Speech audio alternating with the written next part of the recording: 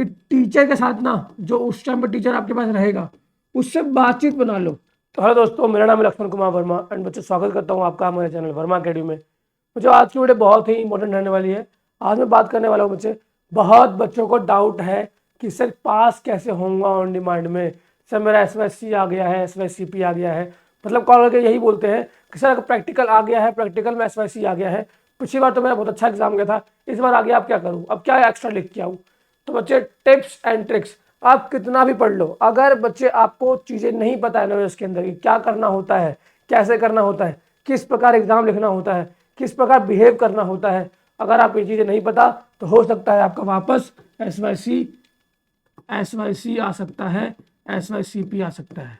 तो बच्चे ये वीडियो बहुत इंपॉर्टेंट है आपके लिए, अगर आप चाहते हैं कि दोबारा आपका टाइम वेस्ट ना हो, दोबारा समय वेस्ट ना हो, क्योंकि भाई पहले ही आपका 1 साल वेस्ट हो चुका है। ठीक है, ध्यान से देखना, बहुत इंपॉर्टेंट वीडियो है आपके लिए। ठीक है, देखो बच्चे, सबसे पहले उन बच्चों के लिए बात कर रहा हूँ जिन बच्चों का SYCP आया है, SYCT आया है, या फिर SYC आया है, या फिर रिजल्ट में ये शो कर रहा है। और कुछ ऐसे बच्चे हैं जो पिछली बार ऐसा कुछ शो कर रहा था। ठीक है, देखो बच्चे, टिप्स यह है कि बच्चे अगर आपका SYCP आया है, ठीक है, मतलब आप प्रैक्टिकल में फेल है ना, प्रैक्टिकल में फेल हो या फिर प्रैक्टिकल का एग्जाम अच्छा नहीं गया आपका, तो करना क्या है, पॉइंट ध्यान देना कि आपका या तो बिहेवियर, आप वहां गए थे, या तो आप देखो बच्चे, हो सकता है आप, कुछ बच्चे होंगे जो झगड़ा नहीं करते हैं, लेकिन कंप्लेन आती है, पता चलता है मुझे कि कुछ बच्चे उनका बिहेवियर ठीक नहीं है। ठीक है, जैसे कि वो गंदे कपड़े पहन के चले गए, ठीक है ना, वो अच्छे से बिहेव नहीं कर रहे, टीचर के साथ बदतमीजी कर रहे हैं, या फिर आपस में लड़ लिया। ज़्यादातर ये लड़के करते हैं, लड़कियां लोग भी अच्छे से बिहेव करती हैं, बट बॉयज़ में आपको बता रहा हूँ ये गलतियाँ नहीं करो। ये बेसिक सी मैनर होता है कि आप कहीं नए सेंटर में एग्जाम देने जा रहे हो तो अच्छे से बिहेव करेंगे आप। ये हो गया। ठीक है, ये क्यों फेल होते हैं ये बताता हूँ मैं आपको। ठीक है, दूसरा बच्चे, आप आपको बिहेवियर अपना अच्छा रखना है। ठीक है ना, दूसरा ये बच्चे, आप अगर प्रैक्टिकल एग्जाम लिख रहे हो, प्रैक्टिकल एग्जाम लिख रहे हो, तो बच्चे क्या करो कि टीचर के साथ ना, जो उस टाइम पर टीचर आपके पास रहेगा, उससे बातचीत बना लो। बातचीत मतलब कि भाई इतना बात कर लो कि, ठीक है ना, कि टीचर आपको जान जाए, आपका नाम जान जाए, आपको पहचान जाए। ठीक है ना, मतलब टीचर से इतना बात कर लो, ठीक है, अपने बारे में बता दो कि सर ये हुआ था, जो भी बात कर सकते हो, पॉसिबल है, जो भी जिसमें आप कंफर्टेबल हो, वो टीचर भी कंफर्टेबल रहे। ठीक है ना, इतनी बात कर लो कि वो आपको जान जाए। इससे होगा क्या, तो इससे वो होगा, आपको आप कंफर्टेबल हो जाओगे एंड वो भी कंफर्टेबल हो जाएगा। मतलब अगर आप थोड़ा आगे पीछे देखकर कुछ पास होने की कोशिश करते हो, या फिर जरा सी हेल्प लेनी चाहते हो, तो अगर आप टीचर से थोड़ा बातचीत बना के रखोगे, ठीक है, ये बच्चे 2-3 घंटे जो टाइम मिलता है ना आपको, ये सिर्फ उसी आवर में करना है बच्चे। दिस इज ऑल्सो स्किल, ये भी एक प्रकार का स्किल होता है। अगर आपने टीचर से बात भी कर लिया ना, तो टीचर आपकी काफी हेल्प कर सकता है। ठीक है ना, तो आई होप आपको समझा पा रहा हूँ मैं क्या कहना चाहता हूँ। ठीक है, मतलब आप बात कर लो टीचर से, ठीक है, जो पॉसिबल है। ठीक है, आई होप ये आपको समझ में आ रहा है। ठीक है बच्चे, अगर टीचर से बात कर लोगे तो आपकी बहुत प्रॉब्लम सॉल्व हो सकती है। सेकंड बच्चे, आप जो प्रैक्टिकल फाइल बना के लेके गए हैं, ठीक है, बहुत बच्चों को ये दिक्कत रहता है, ध्यान देना भाई। देखो मैक्सिमम बच्चे जो प्रैक्टिकल फाइल लेके जाते हैं, दिक्कत क्या रहता है कि मान लो 10 प्रैक्टिकल लिखा है, मान लो 10 प्रैक्टिकल लिखा है, 4, 5, 6, 7, 8, 9 और 10। ठीक है ना, पहले 2 प्रैक्टिकल किसी और ने लिखा है, पहले 3 की फिर किसी और की राइटिंग है, 4 फिर चौथा पांचवा किसी और की, मतलब कि 10 प्रैक्टिकल किसी एक बच्चे ने लिखा ही नहीं है, अलग अलग हैंड राइटिंग से, अलग अलग पेन का इस्तेमाल किया हुआ है। तो बच्चा टीचर चेक करते ही समझ जाता है कि इस बच्चे ने खुद से तो लिखा ही नहीं है। बेशक आप मत लिखो खुद से, कोई दिक्कत वाली बात ही नहीं है, टीचर को नहीं पता आप लिख के आए हो कि कोई और लिख के आए, लेकिन भाई एक ही प्रकार का पेन, एक ही प्रकार के आदमी, मतलब एक ही इंसान से लिखवाओ, चाहे वो आपकी बहन है, चाहे आप कहीं से बाय कर रहे हो, कुछ भी, एक ही प्रकार का पेन। अलग अगर ब्लैक एंड ब्लू का इस्तेमाल कर रहे हो, ब्लैक ब्लू का इस्तेमाल कर रहे हो, तो मुझे ब्लैक ब्लू का इस्तेमाल करो, जेल पेन का इस्तेमाल नहीं करो।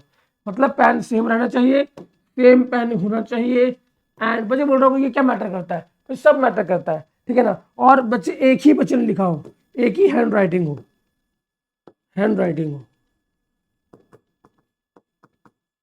ऐसे टीचर को भी लगता है कि बच्चा मेहनत करके आया है, ठीक है, हार्डवर्क के मार्क्स मिलने चाहिए, लेकिन बच्चे अगर आप प्रॉपर तरीके से नहीं जाएंगे, बिहेवियर ठीक नहीं रहेगा, तो मुझे दिक्कत का सामना करना पड़ सकता है, ठीक है। तो बच्चे ये चीज़ें है प्रैक्टिकल के लिए, बिहेवियर अच्छा रखो, टीचर के साथ अच्छा बिहेव करो, एंड बच्चे ट्राई करो कि कपड़े आपके साफ होने चाहिए, डिसेंट कपड़े होने चाहिए, कोई पंकी लुक में मत जाओ, ठीक है। बस बहुत बच्चे होते हैं ना कि लग रहे हैं कि स्टाइलिंग मारने के लिए जा रहे हैं, तो बच्चे ऐसा नहीं करना है, चाहे गर्ल हो चाहे बॉय हो, डिसेंट से एक सभ्य बच्चे बन के जाओगे तो अच्छा, आप मार्क्स कम भी आते हैं तो ज़्यादा आपको दे दिया जाता है आपको देखकर, ठीक है ना।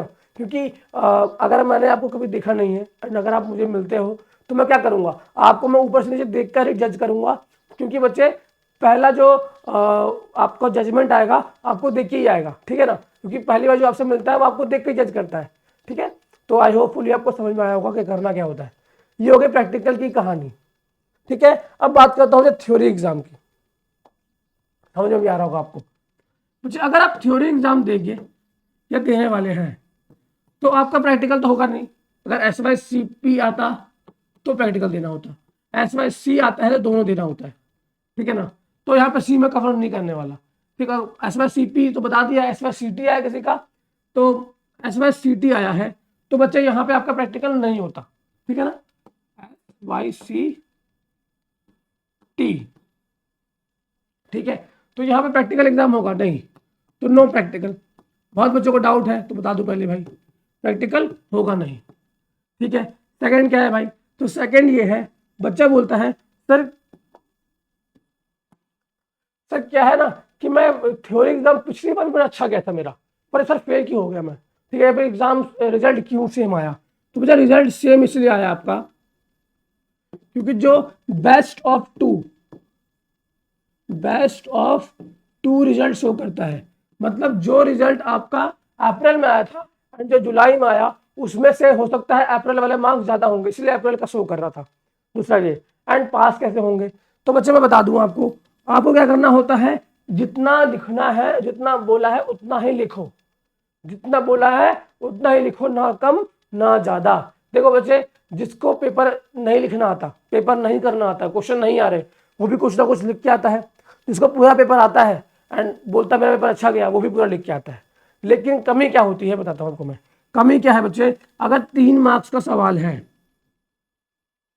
3 मार्क्स का सवाल है तो आपको कितना करना होता है, तो बच्चे पहला एक डायग्राम बनाओ, ठीक है, दूसरा 3 लाइन लिखो, एंड तीसरा तीनों को 2-2 लाइन में एक्सप्लेन कर दो, ठीक है, 2-2 लाइन में एक्सप्लेन कर दो। अगर आप इतना लिख के आते हैं 3 मार्क्स में, ठीक है, तो आपके 3 मार्क्स मिलते हैं, 2.5 मार्क्स मिलते हैं, ठीक है। और अगर आप ऐसा नहीं करते हैं, डायग्राम नहीं बनाते, हो सकता है किसी क्वेश्चन में डायग्राम पूछा ही ना हो, तो एक स्ट्रक्चर बना दो, हायरार्की बना दो,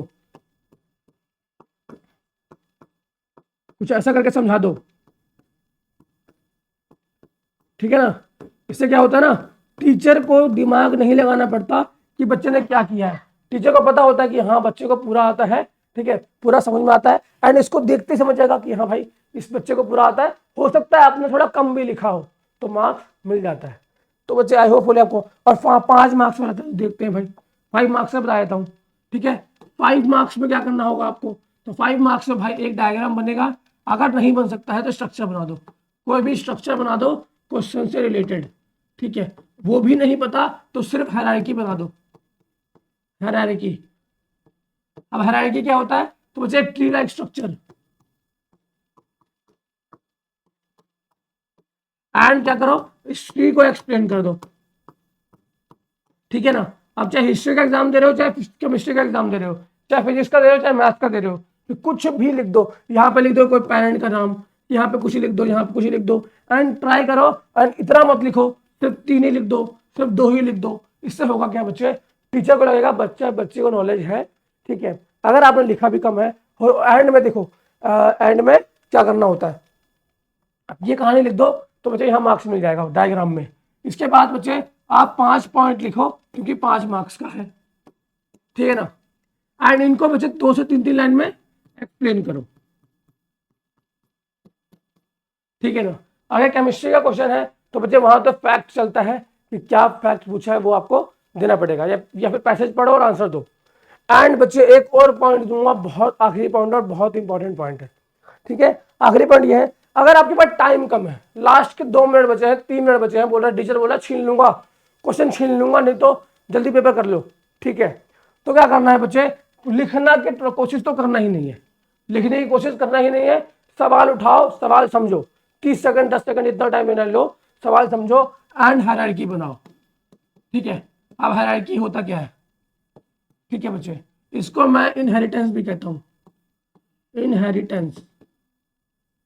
अब बोल रहे हो क्या अंग्रेजी अंग्रेजी बता रहे हो सर, ठीक है ना। तो बच्चे एक ट्री लाइक स्ट्रक्चर बना दो, फैमिली लाइक स्ट्रक्चर बना दो उस क्वेश्चन से रिलेटेड, एंड जो भी वर्ड आपको पता है क्वेश्चन से रिलेटेड लिख दो। अब क्वेश्चन से रिलेटेड भी नहीं पता तो सब्जेक्ट से रिलेटेड लिख दो, ठीक है ना। लाइक देखो यहाँ पे पेरेंट लिखो जो मेन है, यहाँ पे उसको एक्सप्लेन करो एंड उसका सब पार्ट, यहाँ पे इसका सब पार्ट, फिर इसका सब पार्ट, ठीक है।